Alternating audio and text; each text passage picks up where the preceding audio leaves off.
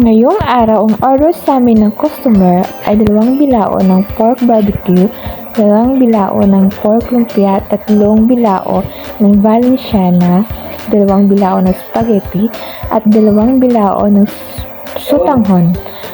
Order ito ng customer namin na taga Manapla. Nagpapasalamat talaga ako kay Lord kahit tag-ulan ay may order pa rin sa amin. At bukas nga, may order na naman sa amin. At ayan nga, alas 5 pa lang ng umaga, nagising na kami ng asawa ko para magluto. At siya lang pala ang nagluluto.